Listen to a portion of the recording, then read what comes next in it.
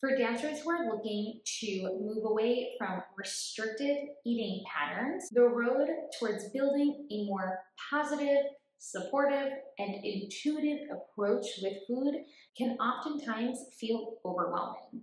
Today, we're chatting about everything you need to know and consider before considering an intuitive approach to eating. Let's dive into it. I'm Rachel Fine, registered dietitian nutritionist and founder of To The Point Nutrition. A dancer's performance is a direct result of hard work and motivation. So where does food fit into this? There's a lot of myths and a ton of antiquated ideals, and I'm here to dispel those.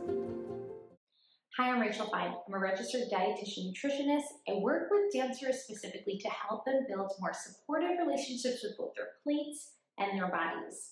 I also teach dancers how to utilize food in a way that optimizes performance, but without it getting obsessive or overwhelming. Today, we're chatting about recovery. Recovery from eating disorders, disordered eating, and, well, the general journey of healing from restrictive dieting and diet culture. For many dancers who are moving along this journey in healing their relationships with food, the ultimate goal is to get to a place where we feel like we're eating in a normal way. What does normal mean? This can feel very different for all different dancers, but generally it means that we're maintaining a supportive relationship with food, which essentially means that we're able to prioritize nourishment without feelings of guilt, stress, and anxiety around food. We're also able to do this in a way that supports a neutral perspective around food, a pleasurable experience with food, and all while honoring the foods that are accessible to us at any given moment. This also involves a great deal of flexibility around our food choices. Now, nutrition information, it can totally be part of the story, but it shouldn't be an obsessive part of the story. For most dancers, getting to this point where you feel like you have built a supportive relationship with food takes a consistent and very proactive effort. And the reason for that is because dancer diet culture is so prominent in our studios. And I've spoken about this before. It takes a lot of work to constantly be battling the inevitable of diet culture messages infiltrating us at mealtimes. It can be a comment from a family member or a friend. Whatever it is, it's very possible that a dancer at any given time in their life is going to experience some diet culture message related to restricting their food choices. How you navigate these experiences will say a lot in your journey towards building a more supportive relationship with food as you heal from diet culture. Because healing from diet culture doesn't necessarily mean that we're removing diet culture out of our lives. And this is why I very specifically call the first fundamental value of the healthy dancer dismantling dancer diet culture, because we are learning how to dismantle these messages. We are not fully closing doors to these messages because that's inevitable. That's literally never going to happen, unfortunately. Diet culture is so prominent. We need to learn how to unravel and dismantle these messages, not necessarily hide from them. A few other telling examples of a supportive relationship with food include your ability to identify comfortable levels of hunger and fullness throughout your day, and your ability to honor those levels of, as an example, hunger, by giving your body a meal or a snack until it feels comfortably full and satisfied. A supportive relationship with food also encompasses self-compassion, because experiences that are often considered wrong or destructive by diet culture, examples like emotional eating, overeating, or mindless eating, are in of themselves inevitable. And as humans, we might experience them. We might experience the need to utilize food as a tool for comfort during an otherwise uncomfortable situation. There is nothing inherently wrong with this, and I've spoken about this before. Of course, we want to build helpful and more productive coping tools that perhaps don't have anything to do with food, but if food is one of our coping tools, again, it's not the worst thing we can be doing. It just shouldn't be the only coping tool that we're relying on. So it's important to have some self-compassion If by chance you fall into an experience like mindless eating or emotional eating, like stress eating, or even an experience like overeating, it's important to consider how you're responding to that experience. We don't want to come at it with self-ridicule. If so, that's a key identifier that you're still struggling with the dieting mentality. Instead, we want to consider self-compassion and remember that there was likely a reason for us to turn to food during these times of emotional distress. Can we instead try to intervene upon the root of that reason and consider other coping tools that can navigate us through for the future? A few other key identifiers of a supportive relationship with food include the ability to trust yourself around foods that you or someone else or diet culture has previously deemed as being off limits or more indulgent. And as I mentioned earlier, the ability to elicit flexibility around your food choices. Not feeling stressed or overwhelmed when certain food options are not available to you at that moment. So here's the thing, it's super important before you consider whether or not you are ready for an intuitive approach to food, it's important that you consider those self-reflections because implementing an intuitive approach to food shouldn't necessarily happen until you've first done a substantial amount of work to heal from diet culture. And this is oftentimes where the work alongside a licensed professional, such as a registered dietitian nutritionist, comes into play. Now, in my program, The Healthy Dancer, this is a minimum 18-month program.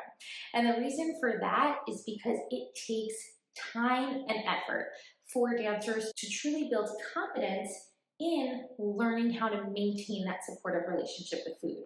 So for many dancers, along their journey in recovering from diet culture, the use of flexible meal plans are super helpful to ensure nutritional adequacy, that we are getting in enough calories and nutrients to support our body's metabolic and physical needs. I've previously spoken about flexible meal planning and how and why this truly does benefit dancers. But as I mentioned earlier, many dancers at some point in their recovery will want to start to transition, to loosen the reins a bit as they're moving throughout their day, loosen the reins on this idea of proactively planning and fueling their bodies. But I also want to clarify, because loosening the reins should never be mistaken for a carefree approach to food. I've previously spoken about this also, but I don't recommend that dancers have a carefree approach to fueling their bodies. There's a lot of obstacles in a dancer's day that makes it challenging to truly rely on intuitive cues of hunger and fullness. This essentially knocks out two full principles of the intuitive eating paradigm, specifically honor your hunger and feel your fullness. So I can't stress this enough, but busy active schedules common for dancers are making that really challenging. And therefore, relying fully on intuitive cues to fuel your body might not be so supportive. And in fact, within the work that I do over at The Healthy Dancer, I encourage intuitive eating as just being a tool along your journey in healing and maintaining a supportive relationship with food. So similar to how flexible meal planning and proactive fueling, and I can honestly go on and on, food neutrality, food flexibility, these, in addition to intuitive eating, are all tools that we are pulling out at different times to help support our fueling efforts. But if and when you are ready, and we're going to talk about how to identify that soon, if you are ready to transition away from what is a common intervention in eating disorder and disordered recovery, which is that more structured but flexible meal plan, you will be making space to integrate a more intuitive approach into your practice. Now, as I mentioned earlier, not all dancers are going to be ready to do this, and there are specific reasons why. But I want to cover 5 very specific things that you need to consider before implementing an intuitive approach. And I can't reiterate this enough, but the likelihood is, if you're questioning where you stand on any of these, it's likely that you're going to benefit greatly from working with a licensed professional, such as a registered dietitian nutritionist, alongside this work. So how to know if you are ready for a more intuitive approach when it comes to fueling your body? Well, first things first, you are not actively attempting to restore your weight. Weight restoration is a very specific technique that we utilize in eating disorder recovery to ensure that a dancer's body gets back to a place where their weight supports their physical and metabolic needs. Weight restoration, though, it's not only about the weight gain, it's also about the weight stability over a certain period of time. Weight restoration in of itself is often the first and most important step in recovery from restrictive eating habits. And it's highly encouraged that you are working alongside a team of medical professionals throughout this process. That includes a registered dietitian, a mental health professional, and a primary care physician. Throughout this work, many dancers might need to rely on blind weight checks in the process until they are better able to start unraveling harmful body beliefs that unfortunately saturate the dance industry. So as long as you are both weight restored and sustaining that more supported body weight, that's when we can perhaps consider a more intuitive approach. But let's continue on. We also want to make sure that you are experiencing appetite regulation.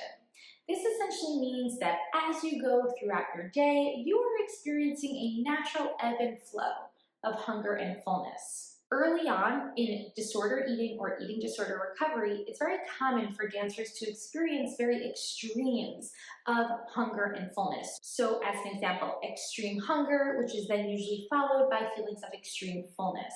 It often takes some time for this to level out, for dancers to identify the onset of early stages of hunger, so a more comfortable level of hunger, which can then be followed up by fueling appropriately to attain a more comfortable level of fullness. This also sometimes involves the use of mindful eating techniques, which are more easily to apply when we are not necessarily feeling extreme levels of hunger.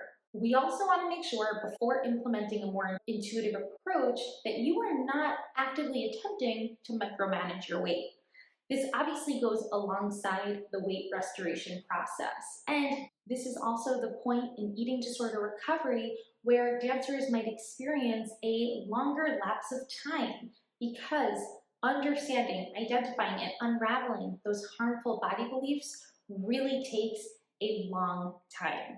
And for many dancers, this could also be the reason why it might take years before a dancer is truly ready to implement a more intuitive approach to fueling their bodies. We also want to make sure before implementing that more intuitive approach that you are committed to prioritizing nourishment for your body. So this goes back to those conversations of food neutrality and food flexibility.